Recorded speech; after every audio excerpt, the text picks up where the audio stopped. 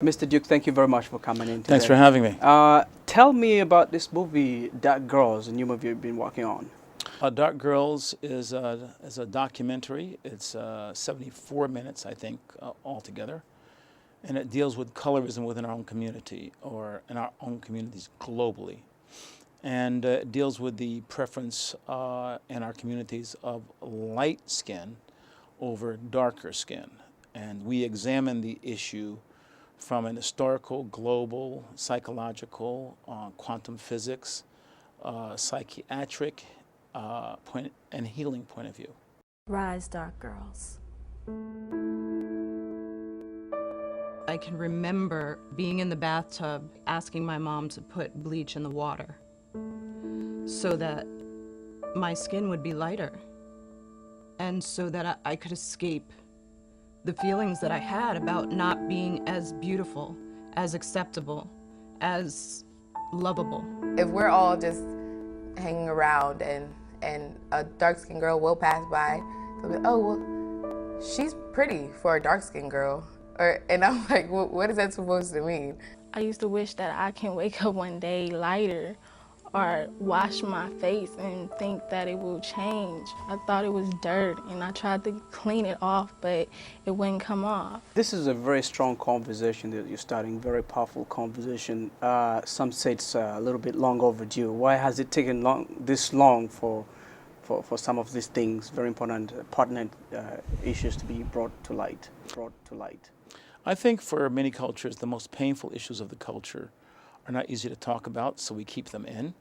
And as a result, things don't change. Media has an opportunity to create dialogue. And in creating dialogue, sometimes there's healing. That's what our hope is. We're not psychiatrists or anything, but we are filmmakers, and we hope that the dialogue that starts allows people to speak about things they haven't spoken about previously. Media, the role of the media in this whole process.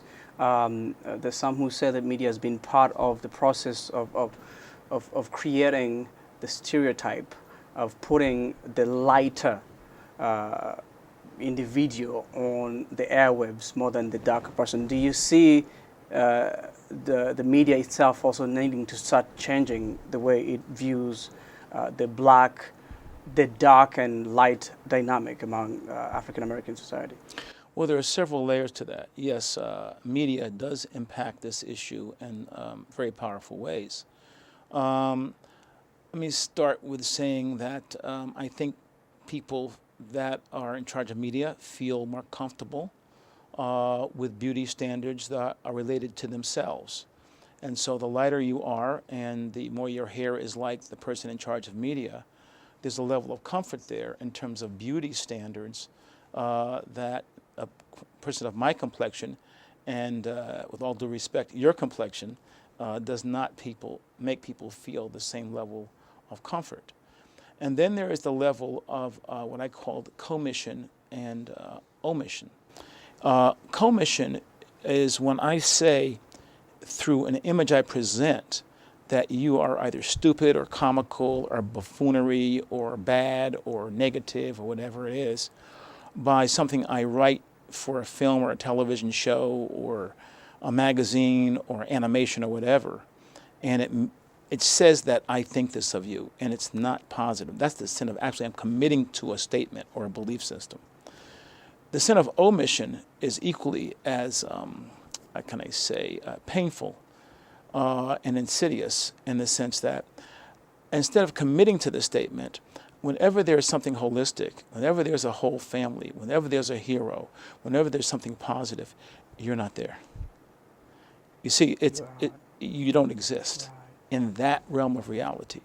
So I think media has a responsibility to begin to correct some of these issues. I don't know if it ever will. I think in a small way it tries from time to time.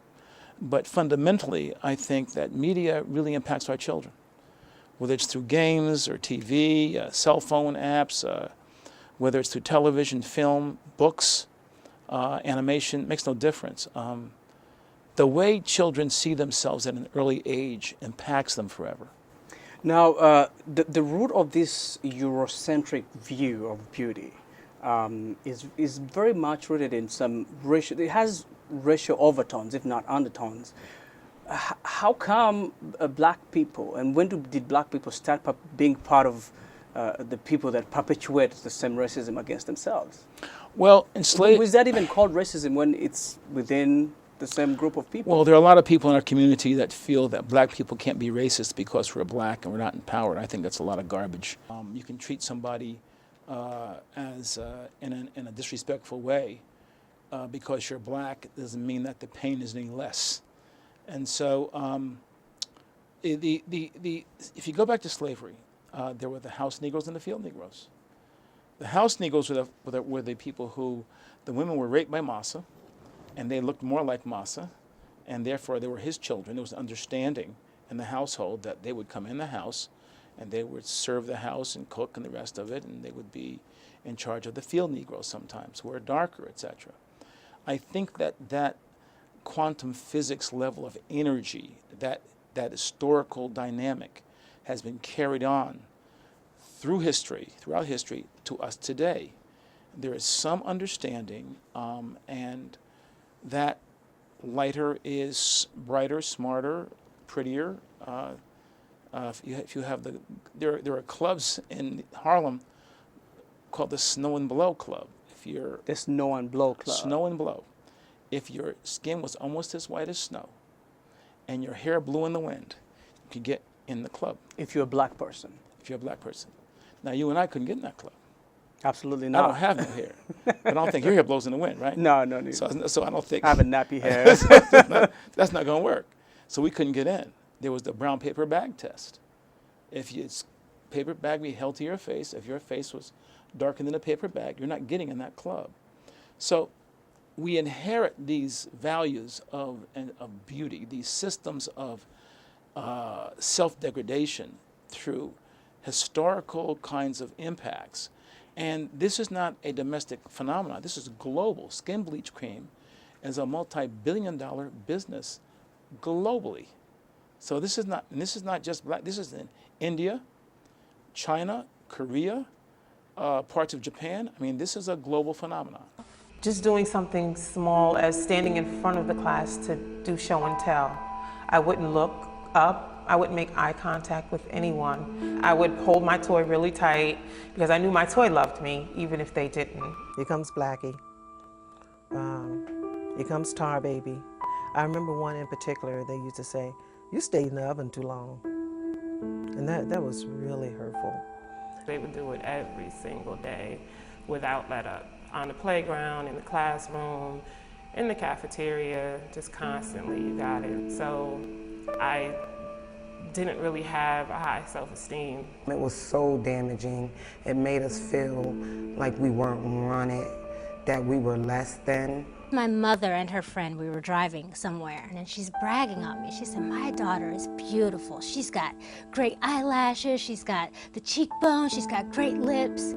And then she's going on and she adds, could you imagine if she had any lightness in her skin at all? She'd be gorgeous. And just that last little part, just all that pride that I had about her, having her brag on me, just dissipated. Just dissipated. And I think that moment is when I really became aware. Wow. What do you hope people take from this movie, from Dark Girl? Well, that's a very good question. As I said before, we're filmmakers. My partner, producing partner, directing partner, Chan Berry, and Urban Winter, his production company and mine, hope that this film creates dialogue. I think what really kills you is if there's pain or some self-destructive behavior and you never talk about it. It just perpetuates itself.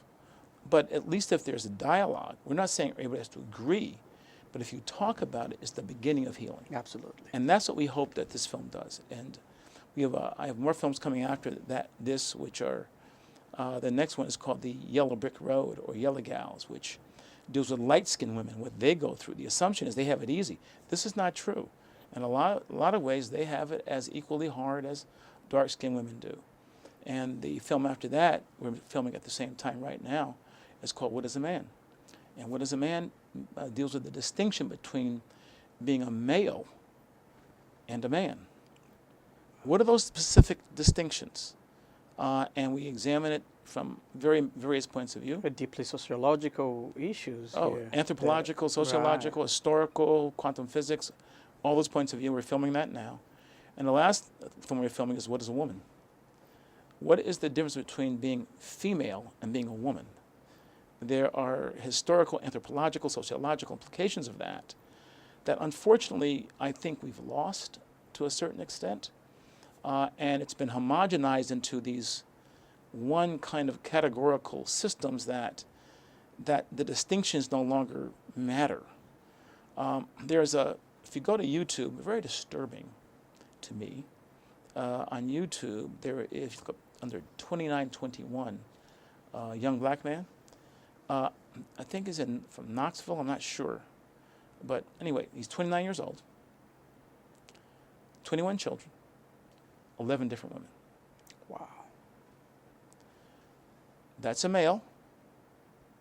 And manhood in the sense of producing children, but He has achieved manhood in that sense. in that sense. But is he a man? Well, that's our question. Our question becomes, if you have children and don't provide for those children, don't help ensure their security, their safety, their protection, and the women that have born those children, how are you defined in our society? In many parts of our society, you're a man. Historically speaking, you're a male. We want to question those issues. So scientifically, you're a male. But now, these are very, like we said, very deeply disturbing, sociological issues that have been within our community for a long time. Are there people who will come to you and say, are there people who have come to you and said, Mr. Duke, this is a, secret. Why are you putting it out there? How they put it is, why are you airing our dirty laundry? And my answer is because it's stinking up the house. It's stinking up our cultural home. It's stinking up the self-worth of our children. And only irresponsible people see their children suffering and do not address the issues that make them suffer. Those are immature, insecure, and irresponsible human beings. I try my best, and my partner Chan Berry tries his best, not to be irresponsible men. We care about something larger than ourselves, our culture, and our families, and our children. Now, one of the people that appears in this movie is Viola Davis, the actress Yes. Viola Davis. She recently made news in the headlines. Of course, she was, in the Oscar, nominated for an Oscar. But when she attended the Oscar, she did not have her wig on. She had her natural hair. What did that She tell was you? beautiful. She's standing up for herself. She's standing up for more than herself. She's standing up for, as Miss Obama, it's to see black women now begin to take their place is extremely encouraging. Many black women are still trying to be something other than their natural selves. They've been taught that the way God made you, He made a mistake. So therefore, you have to become this taught image that is not you to be accepted. But now there are courageous women. It goes back to Nina Simone and Cicely Tyson, who were naturals back in the 60s and 70s. And they were called nappy head, ugly face. To see her do that at the Oscars is a statement that is so wonderful to see. I just think it's, imagine all the young girls that see a woman that's nominated for an Oscar stand up and be who she is, rather than someone who she's told she should be. Powerful. Right. This was a process for yourself. You did a lot of research. You traveled a lot. What are some of the things that maybe you probably captured in the movie that our audience will see that surprised even yourself? Oh, that's a great question. I can tell you a couple of things. degree of pain we weren't prepared for, the level of the pain.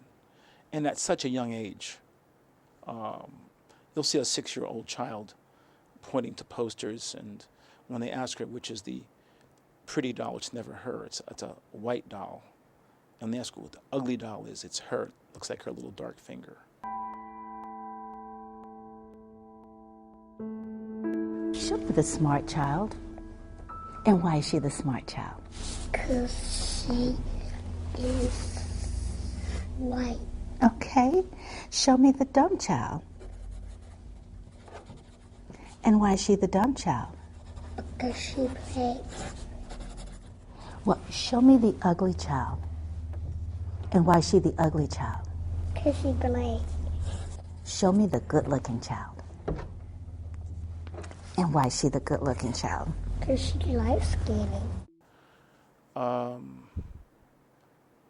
What surprised us is our own self-evolution as two dark-skinned black men. You know, when you do real research, it's a danger because you don't know you're researching yourself also. You start off researching others. Absolutely. And then as you do research, you are involved in that process. And then self-analysis occurs. And not all of the conclusions of that self-analysis are pretty. It made us really understand, how do we come to our aesthetic conclusions in terms of what makes a woman beautiful? I mean, what do we prefer and how we prefer it in our lives, and why? Right.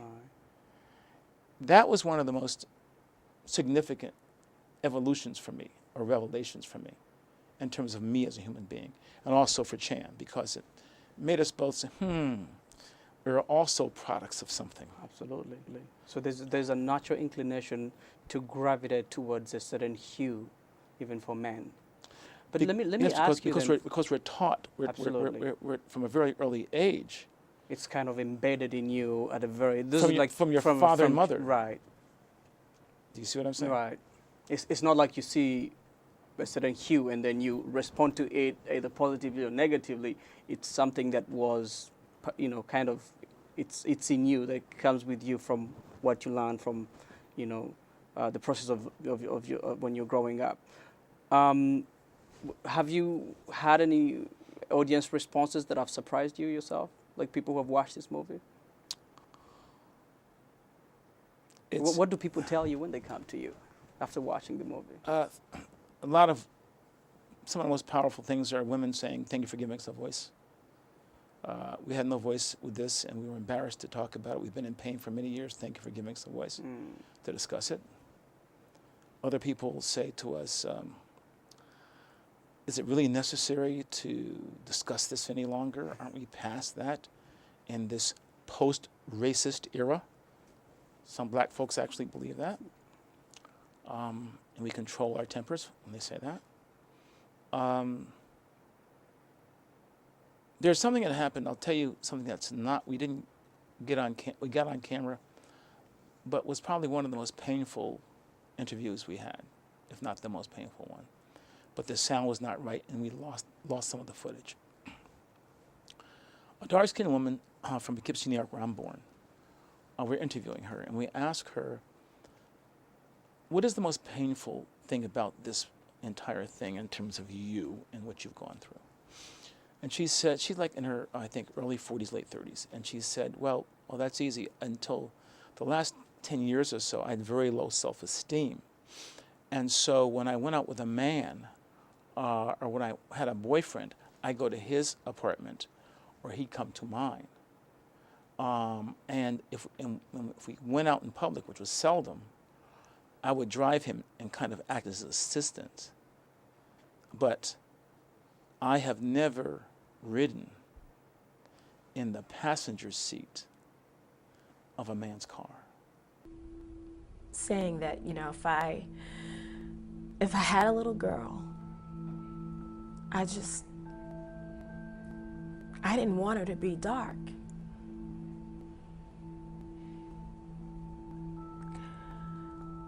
I remember saying that. I didn't want her to be dark like me. When you're around so many people that you trust, you know, simply because you're looking at another black person, you're thinking, oh, they're black, I'm black, you know, they're not going to have anything derogatory to say about me. But when you live so many years with people having certain judgments relative to your skin tone, you start to believe it. A friend of mine had recently had a baby.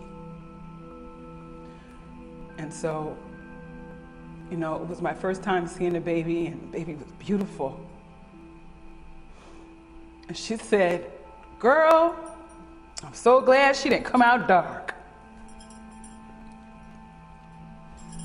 And when she said it, it felt like a dagger, like someone took a dagger and stuck it in my heart, because I was used to expecting hearing things like that from other races. But this was someone that I considered to be my sister. Skin color amongst the black community is a huge issue in our time. This is not a phenomenon.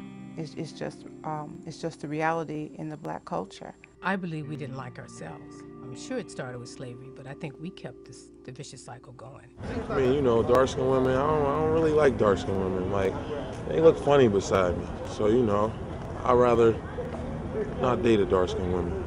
You rather light-skinned girl? Yeah, light-skinned pretty girl, long hair, don't care. Wow.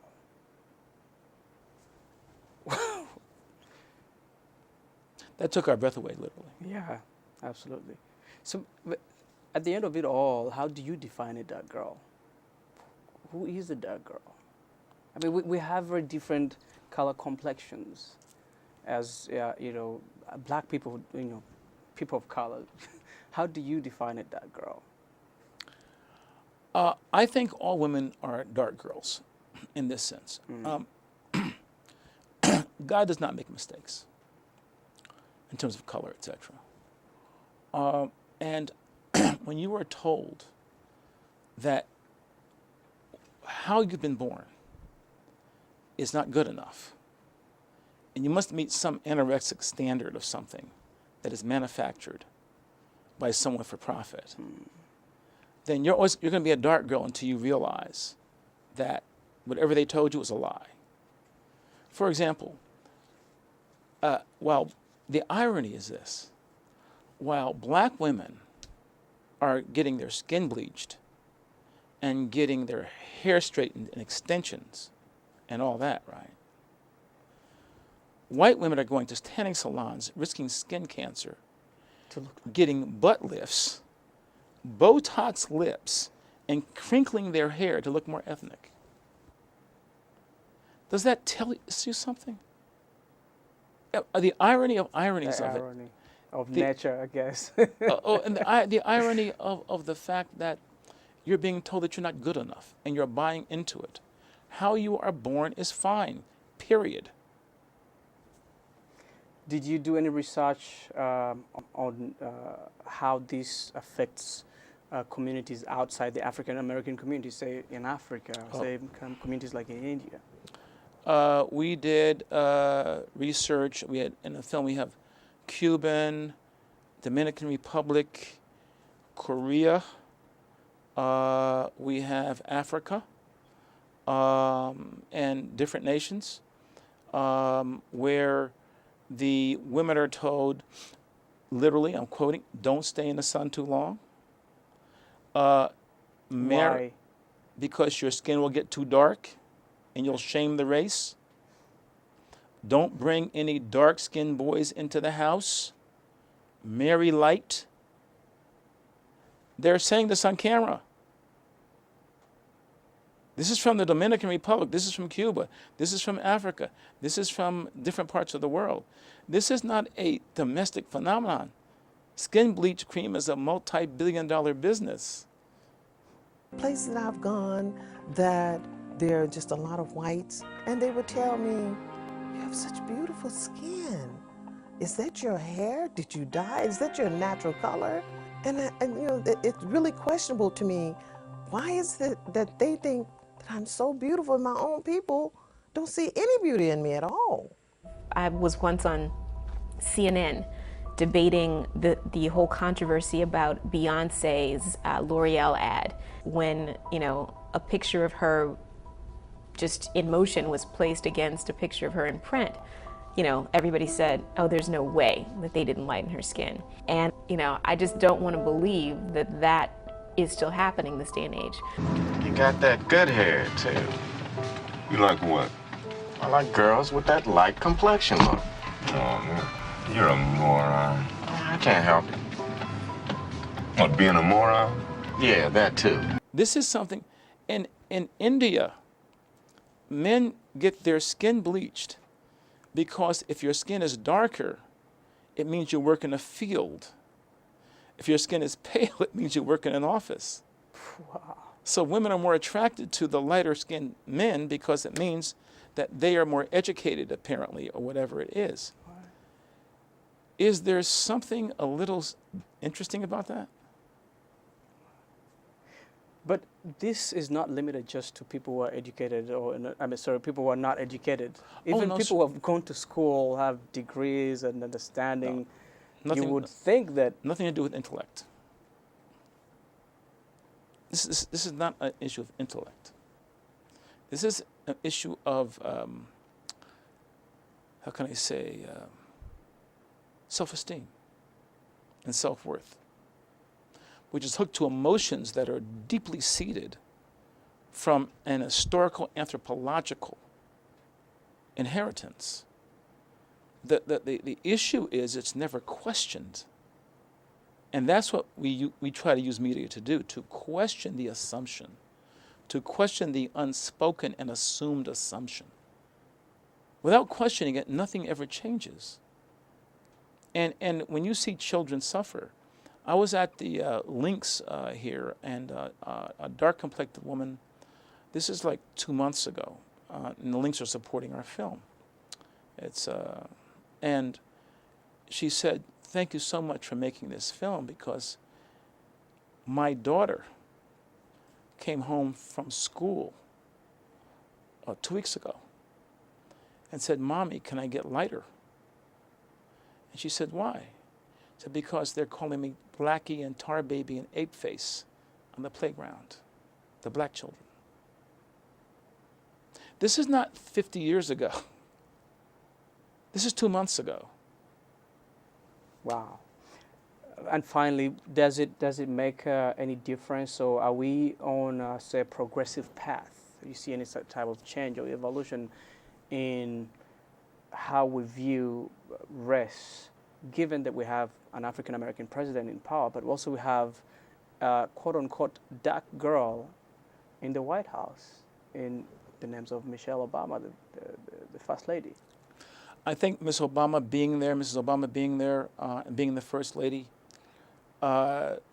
is encouraging to every woman, but every black woman particularly, in terms of what the potential could be, and that their skin color and how they were born naturally is celebrated globally, because she's a beautiful woman, not only in terms of physiologically, but her intellect and spirit, and her husband and her children and that family is something for the first time I have ever seen celebrated in a global way.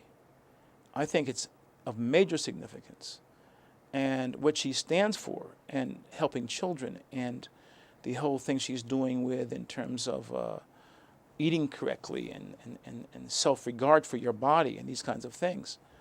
I think these are missions that are extremely important, and I think she should be celebrated for them. And I think that I see a lot of black female friends of mine now that used to wear, dresses down or cover their, now they have, this part uncovered. It's like the Michelle Obama look, yes. exposing their upper The arms, bicep, and yes. that they're fit. There's something wonderful about that. And I just celebrate it. I really celebrate it. Mr. Bill Duke, thank you very much. God bless you, Good and thank you to for talk to having me. Several years ago, I had decided I wanted to wear a fro. I remember one young lady said to me that if she had her hair looked like that, she would have to cover it. And I said to her, well, you take up the perm out of your hair, that's exactly what it looks like. And she said she has never seen her natural hair because from she was small, her mom has always had her put something in it. It doesn't look clean, I feel like. It looks like nasty, almost like if you just like roll out of bed and your hair is like nappy, it's the most disgusting, like unclean thing.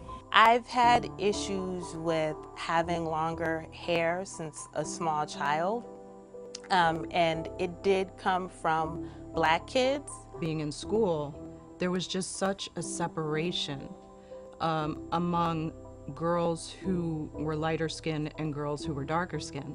It was really bad because in junior high school, the Nair, some people I knew threw balls of it in their hair just to take it out.